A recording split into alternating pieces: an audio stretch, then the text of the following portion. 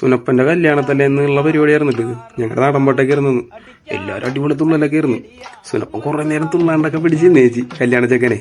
പിന്നെ അയാളുടെ കൺട്രോൾ പോയി, അയാൾ എല്ലാവരും വിളിച്ചിട്ട് തുള്ളാൻ തുടങ്ങി. ഇതേ അതിനിടക്ക് വിതുലിന്റെ മേട് അവന് പാട്ട് പാടി ഇത് തൃപ്തിയായില്ലെന്നും പറഞ്ഞ് ഹരീശന്റെ വീട്ടില് പച്ചപ്പാതിരാത്രി പോയിട്ട് എല്ലാവരെയും വിളിച്ച് പാട്ട് തുടങ്ങിയവൻ.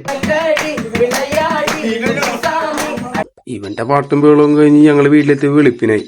നല്ല ലേറ്റായിട്ട് എണീറ്റപ്പോ തന്നെ വാട്സപ്പ് തുറന്ന് നോക്കിയത്. വാട്സപ്പ് നോക്കിയപ്പോ ചന്തു ഹരീശനും കൂടി സുനപ്പനും ഇരിക്കണം. പിന്നെ ഒന്നും നോക്കിയില്ല, പോയി പെട്ടെന്ന് റെഡിയായി നേരെ അമ്പലത്തിലേക്ക് പോയി. അമ്പലത്തിലൂടെ കയറാനും ഒരു സ്ലോ മോഷൻ വീഡിയോ ഒക്കെ എടുത്തിട്ട് നേരെ സുനപ്പന്റെ കെട്ടിടക്കണം അങ്ങോട്ട് പോയി. കെട്ട് നടത്തിയത് തൃപ്പൂണിത്തുറ അമ്പലത്തിൽ വെച്ചും ബാക്കി പരിപാടി എരൂരി കപ്പട്ടിക്ക അമ്പലത്തിൽ വെച്ചായിരുന്നു. ഇവിടെ വന്ന് ഇറങ്ങിയതും ചവറുപോലെ കുറെ ഫോട്ടോസ് എടുത്ത് കൂടിയിട്ട് എല്ലാവരും കൂടി.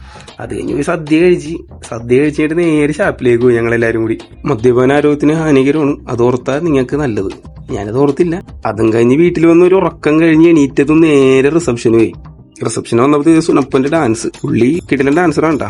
ഡാൻസും കഴിഞ്ഞ് ഞങ്ങളെല്ലാരും കൂടി ഒന്ന് സ്റ്റേജിൽ കയറി ഫോട്ടോ എടുത്ത് ഒരു യോയോവും കാണിച്ച് എന്നിട്ട് ഫുഡ് കഴിക്കാൻ പോയി. ഫുഡ് കഴിച്ച് വന്നപ്പോൾ ഞങ്ങള് ഡാൻസ് പ്രാക്ടീസ് ചെയ്ത പാട്ട് അവിടെ ഇട്ടേക്കും. പിന്നെ ഒന്നും നോക്കിയില്ല, മൂട്ടാൻ തുള്ളങ്ങാട് ഉള്ളി. പിന്നെ തുള്ളലും കഴിഞ്ഞ് എല്ലാരും വീട്ടിൽ പോയി. അപ്പൊ ശരിയെന്നാ ബൈ.